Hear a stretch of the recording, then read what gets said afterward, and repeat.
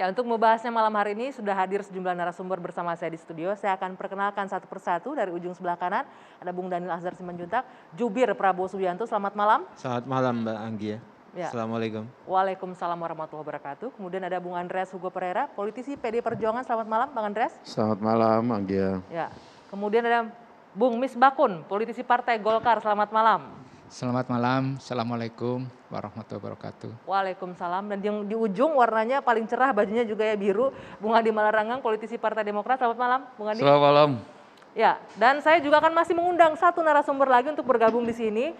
Silakan Bung Effendi Ghazali, pakar komunikasi politik. Ini penting kehadirannya di sini untuk mengomentari apa yang terjadi di dunia politik kita menjelang 2024. Saya datangnya agak terlambat karena saya pikir kampanye memang belum boleh dimulai. Belum mulai memang, tapi masalahnya perhatian sudah mulai dicuri oleh capres-capres. Nah ini untung mencurinya dalam tanda petik. Betul. Ya. Nah, terutama yang ini Bung Ege, sebenarnya kita akan mulai masuk dari pertemuan itu minggu lalu. Oh iya. Ada 3 tokoh di negeri ini yang bertemu, memang pertemuannya sebenarnya sih hal yang wajar. Pelantikan Panglima TNI di istana, ada Bu Mega, ada Pak Prabowo, ada Mbak Puan sebagai Ketua DPR RI. Kita lihat ini pertemuannya ini. Tapi kenapa kemudian ini Bung Ege, Anda melihat ini muncul banyak spekulasi. Ini kan pertemuan biasa, tapi terus digoreng lagi dalam tanda kutip. Ini kalau begini sudah jelas nih arahnya. Peluang Prabowo Puan. Nah, sebelum saya ke narasumber yang duduk, saya ingin ke Bung Ege dulu. Anda melihatnya sama nggak seperti itu? Kalau kita bicara Prabowo Puan berarti sebelah sini ya. Tetapi sebelah sini juga ternyata kalau dilihat dalam gambar-gambar yang tadi sudah mulai ada gerakannya. Tapi saya mau dengan cepat menyampaikan, menjawab itu dengan 4 hal. Yang pertama, saya agak setuju dengan Pak Hasto yang tadi dikutip ya. Memang sedang kasihan presiden kita. Kenapa? Kok pada saat ini saja orang sudah berbicara capres-capres. Orang presidennya masih menjabat sekarang, masih ada coba Anda jabatannya. sekali bayangkan kalau Anda jadi presiden gitu. Bahkan dulu ya baru dilantik Oktober 2019, di 2020 saja orang sudah bicara elektabilitas. Nih Bung Andi Malarangeng yang sama-sama belajar di sanalah gitu ya. Itu kan orang baru bicara ketika primary kan.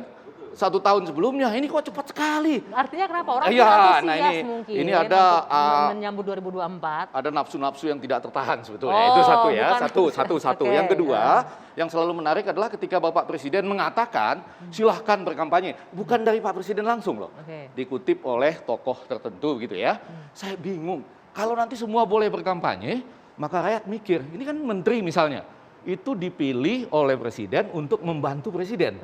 Tapi malah berkampanye untuk nanti kalau terjadi apa-apa dengan pemerintahan ini, yang salah yang berkampanye loh. Nah yang ketiga yang selalu menarik adalah kok ada istilah elektabilitas. Kan belum ada narasinya. Siapapun yang sekarang dianggap berkampanye ini kan baru likability. Orang disukainya seperti apa gitu. Lalu apa narasinya? Maka yang sebelah sini senyum-senyum saja. Oh yang ini enggak lah, karena ikut di dalam partai ya. Yang sebelah sana senyum-senyum karena bebas. Jadi memang ada kepala daerah itu tadi, ada juga menteri yang dianggap berkampanye. Kenapa berkampanye? Ada seperti sign, tanda boleh silakan berkampanye. Tunggu saya potong dulu sampai di situ. Balik lagi pertanyaan, muncul 3 tokoh sentral yang di partai 3. politik besar. Saya baru mau kembali ke yang ketiga. Ada peluang di situ? Yang ketiga ini tentunya berbicara tentang, izin Pak Andre, sedikit aja. Jangan-jangan berbicara batu tulis 2, jangan-jangan gitu ya batu tulis. Tapi sebetulnya kan persiapannya bagus juga. Ada Prabowo yang memang dipersiapkan buat jadi calon presiden gitu. Izin Pak Daniel ya, gitu ya. Ditambah dengan kalau ada Bung Karno gitu ya. Yang kemudian dipersiapkan oleh PDIP untuk belajar jadi calon presiden, calon wakil presiden, kan nggak apa-apa juga. Kok belajar jadi calon?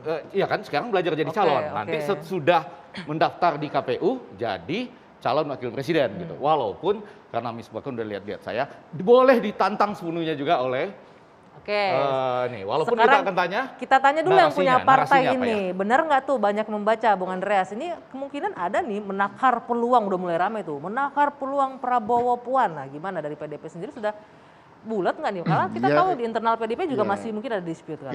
Anggi, kalau Ibu Mega bertemu dengan Pak Prabowo, itu pasti berita.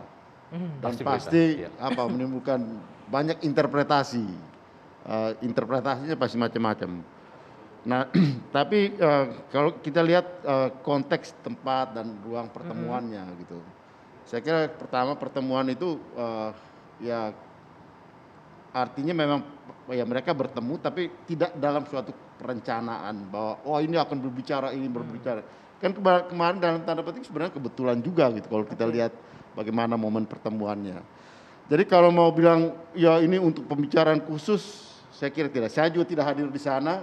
Kebanyakan kita juga tidak hadir di sana sehingga isi pembicaranya kita tidak tahu juga gitu. Tapi kalau di online saya baca Bang, pernyataannya gitu. Mas Hasto itu membicarakan dinamika politik nasional, kondisi politik nasional seperti itu ya. Kalau kita yang saya tahu misalnya Ibu Mega itu kan kalau melihat di dalam konteks kenegaraan terutama menuju 2024 atau mungkin setelahnya ya.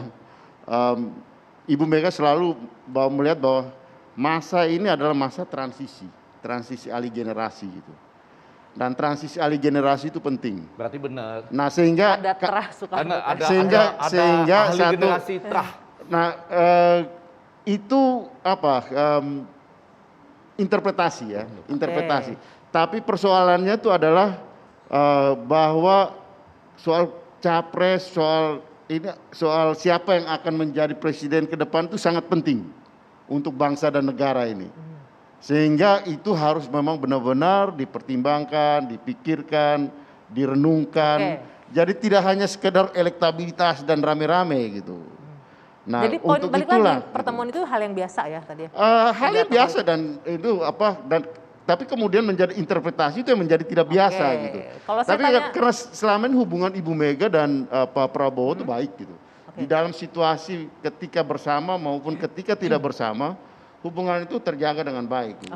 Saya mau ke sehingga Pak Jubir tidak ada dulu. hal yang kemudian menjadi penghalang mereka untuk berkomunikasi. Dan itu saya kira suatu contoh yang baik sekali untuk ya bangsa ini bahwa kedua tokoh penting yang memimpin partai besar dengan pendukungnya yang real itu bertemu ya dan mereka ya membahas masalah bangsa gitu ya.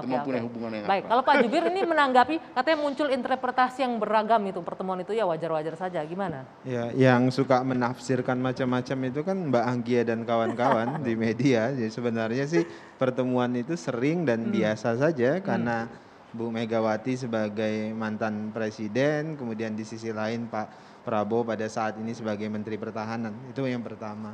Yang kedua yang harus dipahami Mbak Anggia sebenarnya Pak Prabowo sama sekali tidak pernah menunjukkan atensi yang berlebih terkait dengan wacana 2024. Pada saat Anda bisa perhatikan lah apa yang sedang dilakukan dan sudah dilakukan oleh Pak Prabowo. Pak Prabowo pada saat ini ya fokus dan dedikasinya itu pada kesuksesan kabinet Pak Jokowi pada saat ini. Artinya Pak Prabowo ya concernnya ya melunasi semua tanggung jawab yang sudah diberikan oleh Pak Jokowi sebagai Menteri Pertahanan. Pak Prabowo-nya, maaf saya potong, Pak Prabowo-nya mungkin enggak, tapi partai politiknya, Gerindranya kayaknya sudah mulai muncul pernyataan-pernyataan. Itu satu kemahfuman begitu. Jadi kalau ada followernya, kemudian Gerindra dalam hal ini, publik yang mendukung Pak Prabowo menginginkan Pak Prabowo maju, kemudian mengendorse, mendorong, bahkan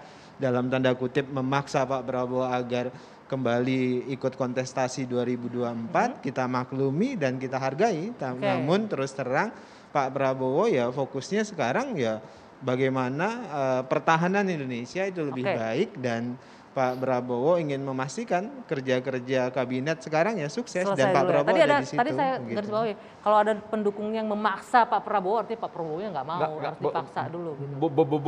Boleh ditanya nggak sama Dhani? Nanti kita jeda dulu dua sisi akan kembali. Sesaat lagi. Apa menunggu